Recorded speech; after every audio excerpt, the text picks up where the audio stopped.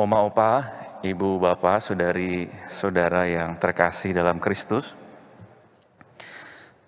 Dalam proses pendidikan seorang calon imam, ya, bagi kami calon imam diosesan, ada satu tahapan yang namanya probasi. Ya. Apa itu probasi? Ya. Jadi kami para frater dikirim berdua-dua, ya, pergi dari tempat kami tinggal, dari seminari. Ya. Lalu kami diutus untuk bekerja di luar. Waktu itu saya ditugaskan dengan satu orang teman saya menjadi buruh di pabrik di Bogasari, di daerah Tanjung Priok, Cilincing. Ya. Selama 1 bulan kami bekerja di sana, dan ya selama 1 bulan itu kami harus menghidupi hidup kami, ya seperti orang-orang kebanyakan. Ya. Kami tinggal di kontrakan, ya. Lalu ya bekerja dari pagi sampai malam atau kebagian shift malam dari malam sampai pagi selama kurang lebih 1 bulan.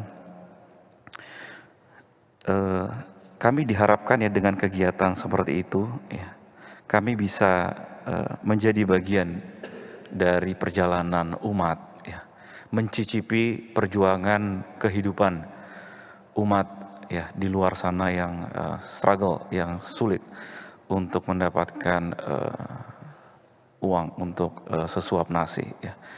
Dan melalui kegiatan itu kami diingatkan betapa bersyukurnya seringkali yang itu kita lupakan, ya, bahwa Tuhan memberikan begitu banyak dalam kehidupan kita, tetapi kita seringkali lupa untuk melihat kasih Tuhan, mensyukuri rahmat Tuhan yang begitu besar. Ibu, bapak, saudari-saudara yang terkasih, bacaan pertama hari ini, ya, dimulai dengan kalimat Tuhan membawa Abraham keluar dari rumah. Ya. Saya ingin merenungkan kalimat ini, ya, Tuhan membawa Abraham keluar dari rumah. Ya. Seperti yang kita tahu, Abraham, bapa para bangsa, ya, adalah simbol dari perjalanan kita semua, umat Allah. Ya. Allah mengikat janji dengan Abraham dan keturunannya. Janjinya itu apa? Memberikan tanah, ya, tanah terjanji, lalu memberikan keturunan sebanyak bintang di langit, ya, tadi dikatakan dalam bacaan pertama, dan juga memberikan janji akan berkat penyertaan Tuhan, ya. Dan Abraham saat itu berumur 75 tahun, ya, ketika diminta Tuhan untuk pergi dari rumahnya, kediamannya, tanahnya, untuk pergi ke tanah yang belum jelas, ya, di mana. Ya. Tetapi Abraham penuh dengan ketaatan, keluar dari rumahnya, ya, meninggalkan rumah yang lama, meninggalkan lingkungan yang lama, kemudian masuk ke tanah yang akan dijanjikan Tuhan. Ya. Inilah ketaatan yang bisa kita jadikan teladan. Ya. Walaupun samar-samar, ya, kadang kalau kita ingin ngerti kehendak Tuhan kan nggak gampang, ya. Seringkali samar-samar Tuhan itu maunya apa, ya, dalam hidup kita. Kenapa kita diberikan godaan, penderitaan, tantangan seperti ini, ya. Begitu pula dengan perjalanan Abraham, ya. Banyak samar-samar yang tidak diketahui oleh Abraham, tetapi dengan penuh kesetiaan, ketaatan, dia mau berjalan bersama Tuhan menuju tanah terjanji. Ya.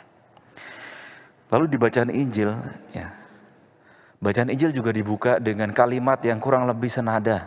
Ya. Yesus membawa Petrus, Yohanes, dan Yakobus keluar. Ya. Keluarnya kemana? Naik gunung. Ya. Diajak naik gunung. Ya. Sama seperti Abraham tadi, ya.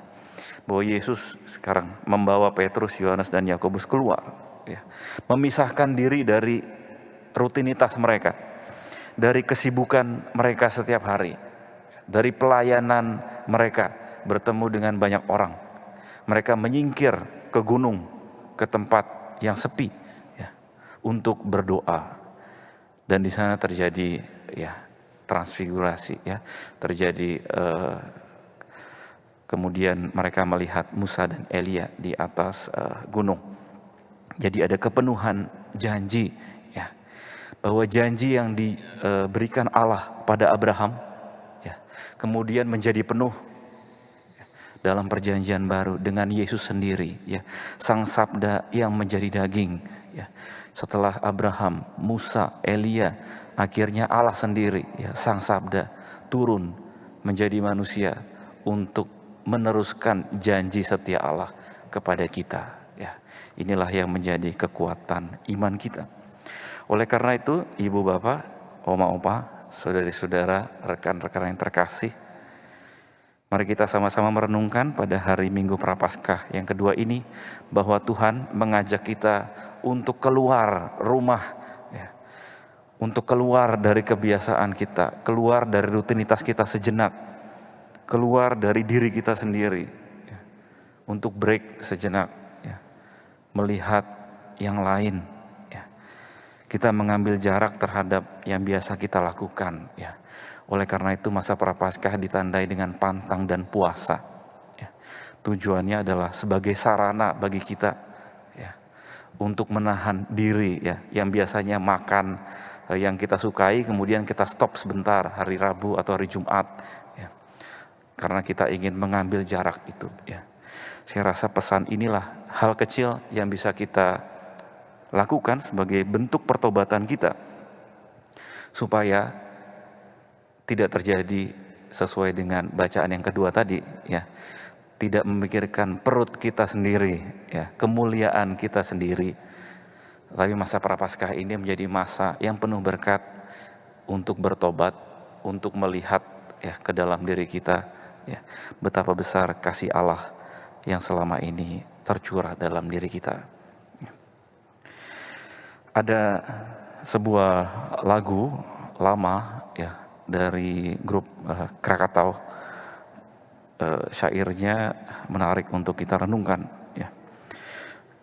Cuplikannya seperti ini. Sempatkanlah untuk melihat di sekitar kita, banyak kesenjangan antara manusia. Lihat sekitar kita. Ibu bapak, saudari-saudari yang terkasih, kiranya potongan lagu tadi ya, lihat sekitar kita, inilah yang menjadi pesan kita bersama pada hari Minggu Prapaskah kedua ini.